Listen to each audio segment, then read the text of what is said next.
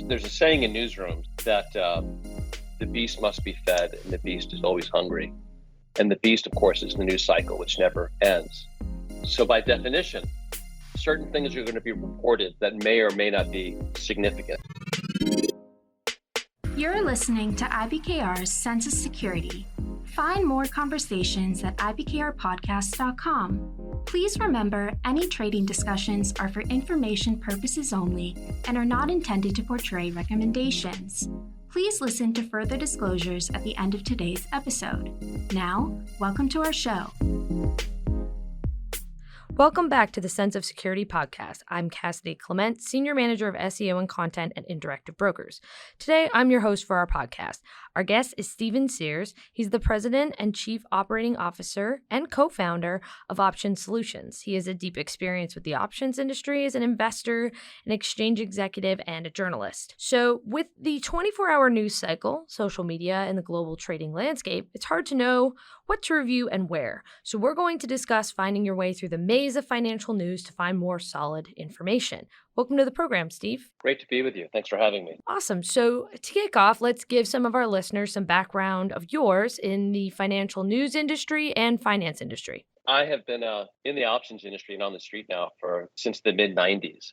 And I've had a deep fascination with what actually goes on within the marketplace. And that led me to be asked to start coverage of the trading community by Dow Jones and the Wall Street Journal. I currently write a column for Barron's on options trading called The Striking Price. And it basically seen financial journalism grow out from being something that was in the back pages of newspapers to the front page. So you've been able to take your information and give it to the people, and also take in some of the information that was given to the people by others. That's exactly right. I like to say that I engage in what we call information arbitrage. That my job is to take the information from very sophisticated investors, some of whom work at your firm and at other banks or asset managers, and then I translate or synthesize that so that almost anybody can understand it and make better financial decisions. So on the topic of financial news and the media cycle, which we're going to talk about today, I think I can speak for everyone with this question, which is there are so many different information sources, so much clickbait out there. Are there certain sources to pay attention to and certain things to avoid? Usually, most people learn in high school when you're writing a research paper, or college if you're doing any type of university research, you want to look for an actual company website, maybe financial statements, well-known sources, and the peer-reviewed journal articles. But what are some other things that you kind of are like, that's what you should look for? Well, I remember when I first started out without having a financial background, and my big goal was to understand what it meant when one of the evening newscasters said the Dow Jones Industrial Average rose or fell. And I taught myself what those fellows meant by basically reading the Wall Street Journal and Barron's. And I think those are very excellent places to start out. Now, of course, I'm biased because of my affiliation with those publications, but I think in general, anybody who focuses on those two publications and reads the market coverage articles and reads the analytical reports and the corporate news will start to inculcate themselves with the foundation of knowledge. Now, I have this approach that I call like the spiderweb learning. So say you're reading an article in those papers or the New York Times or the Financial Times, and there's a concept that you don't know or a phraseology that you don't understand, write it down and look it up. And you can sort of use the big major media publications as a way to get grounded and as a way to sort of guide your research into other areas. With all of these informations that you have at your fingertips, all these information pieces, are there certain times that really make sense to pay attention for gathering research? I mean, in financial news, you'll hear the buzzwords press release, earnings season, new product, or a political risk or change. Are there certain other pieces that investors should say, yes, the light bulb went off, now I should start looking to pay attention even more? Well, I think that anybody who owns stocks, for instance, must follow the news on their stocks all the time. And then anybody who's invested in index funds, for instance, then has a further responsibility to pay attention to what's driving the market. In the trading year, or the investment year, there are 252 trading days. And we know as investors and journalists, basically what's going to happen each day. We just don't know which direction the market is going to go in. So to my thinking, really have to pay attention to some degree constantly. Now, how do you sort information? Like what matters the most? In general, I think, speaking as someone who also has an investing background, most investors view corporate information as having higher value than, say, government data. Why? Because corporations are regulated and tend to speak in the language of the street.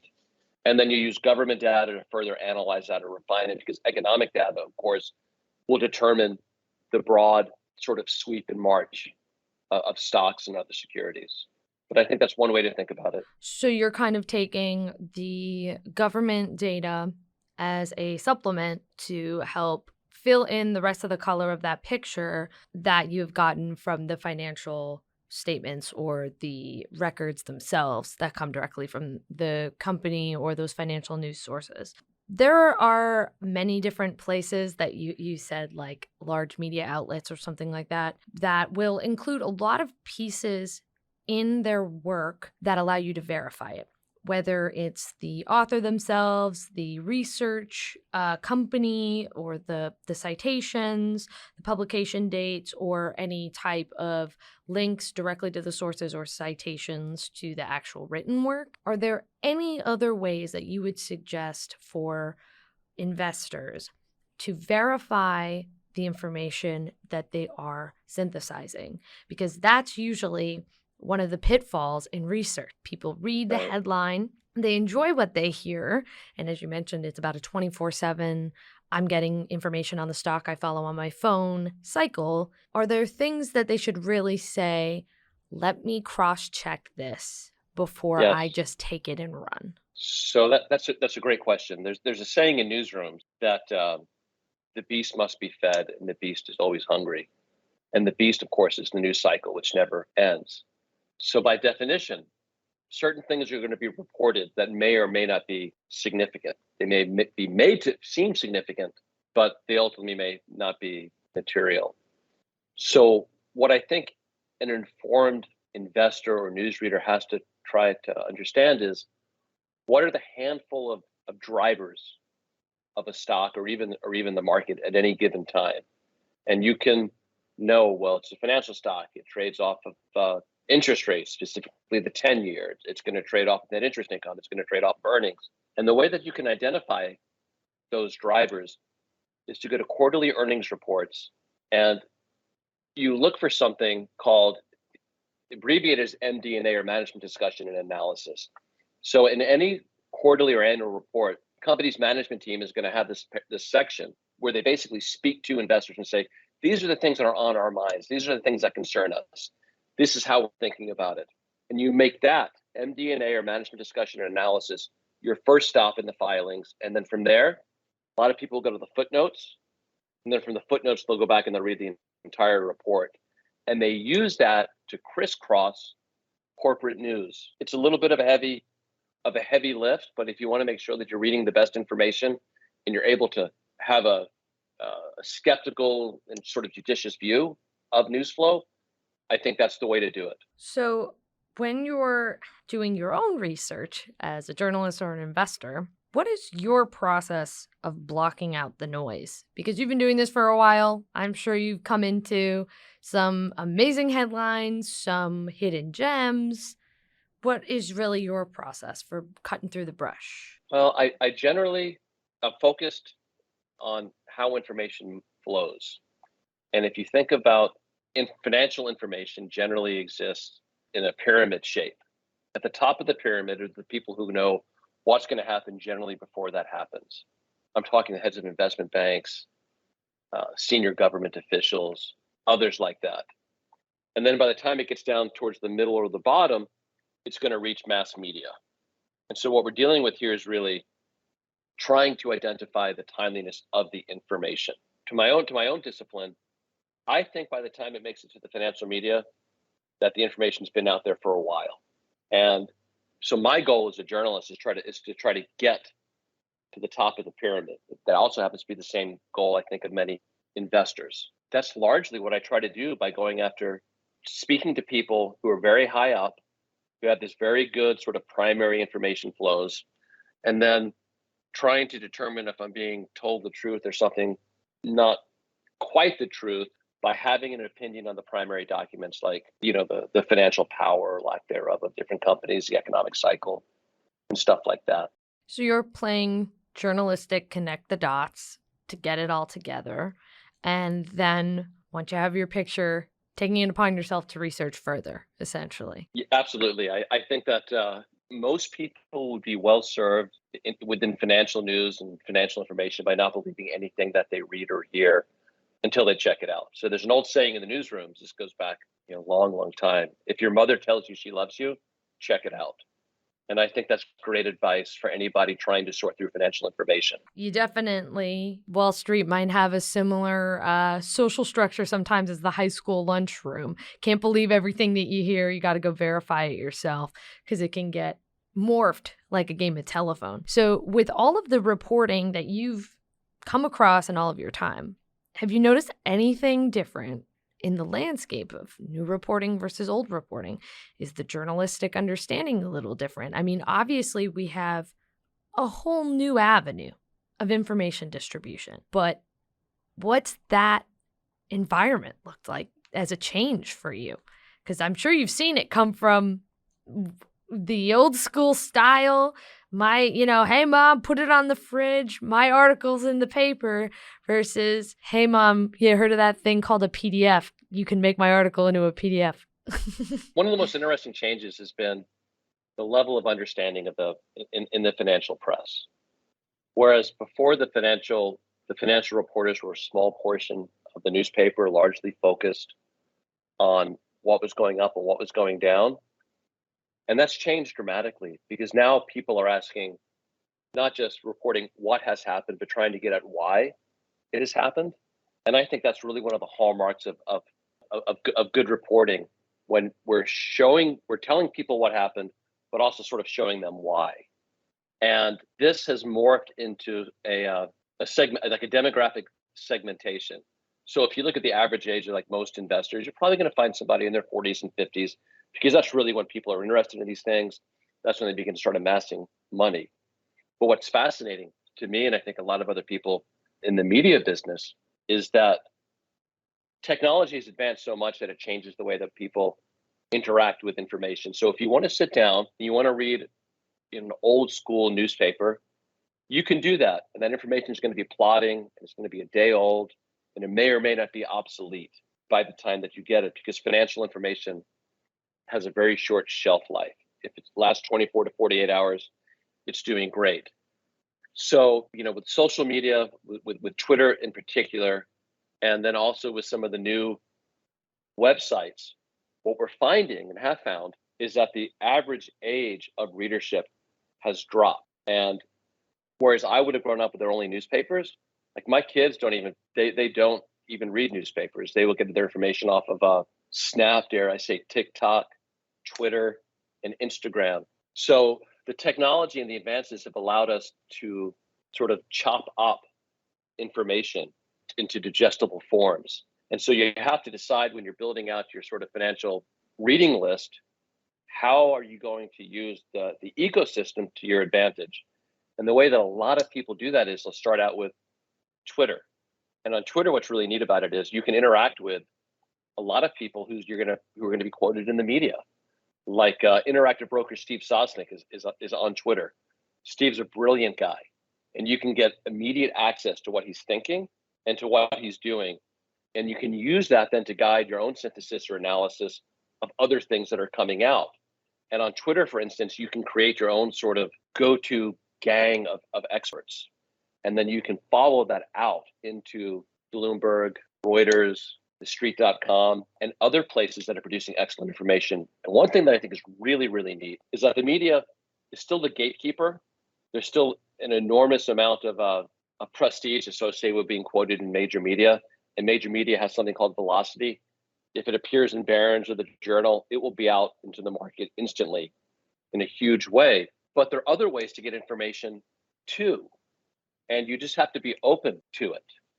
and figure out how to create your own media diet. To build on that metaphor, kind of the media diet, you're now able to shop for, or in the media grocery store, is so much more of a variety than it used to be. When I was young, I remember the newspaper coming to our driveway, and you can open it up with the stocks listed on it, and Jim Cramer would be on the television throwing bulls at the camera.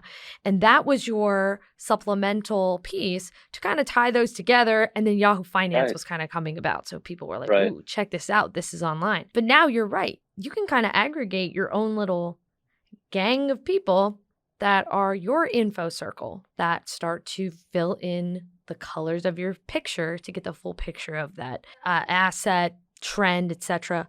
But you brought up a really good point, which is you can tune out a lot of other things, whether it's for good or for bad, when you do that, because it is kind of sometimes a closed feedback loop where you're looking at just a certain amount of opinions.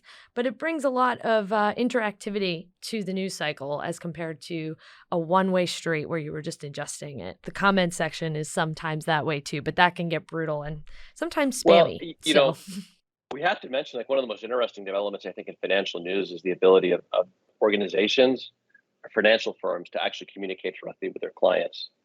And I think that the content coming from the big banks, coming from Interactive and other places like this, is typically of quite high quality.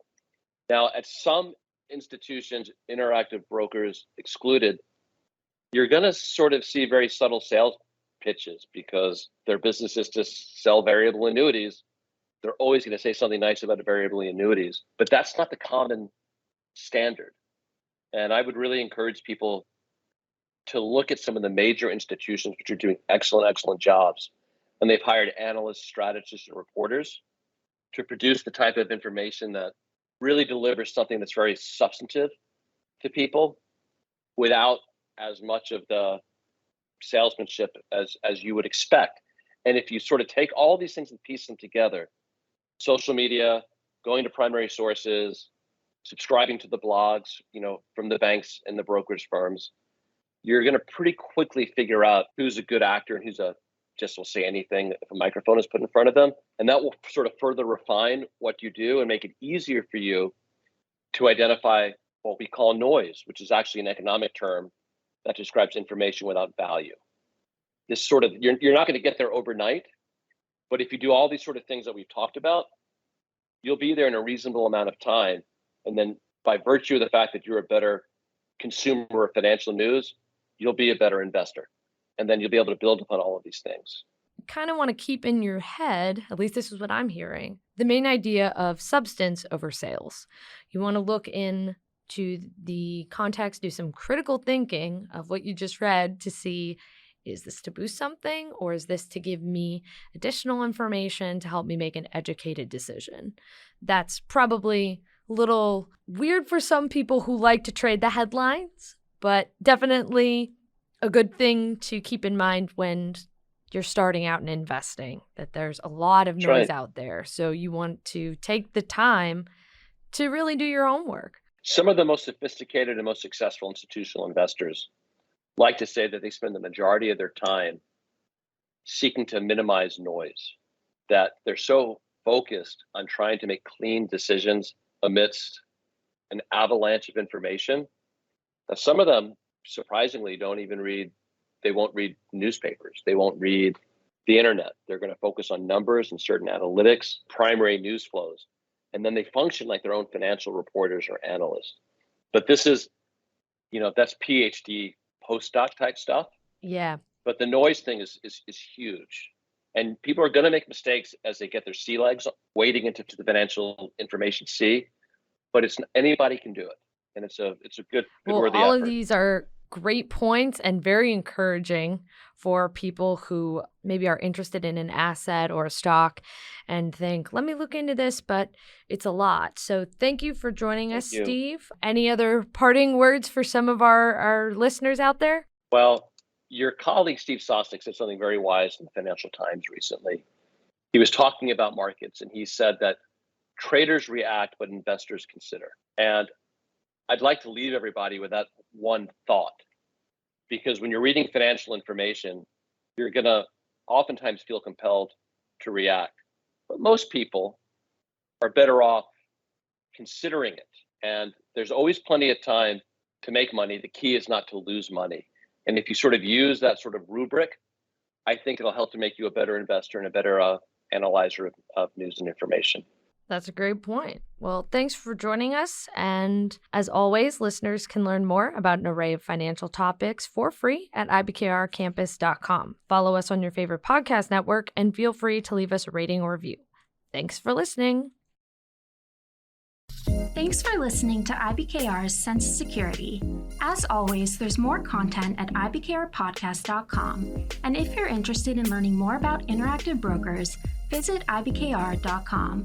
We offer more trading education content such as webinars, market commentary, market-related courses, and quant-related articles at IBKRcampus.com.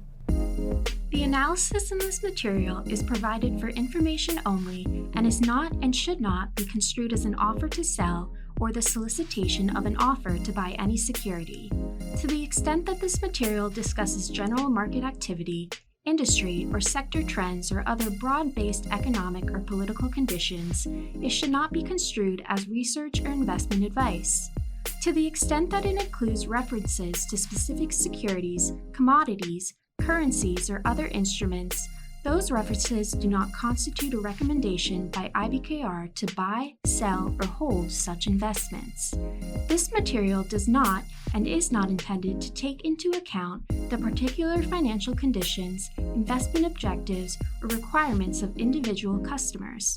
Before acting on this material, you should consider whether it is suitable for your particular circumstances and, as necessary, seek professional advice.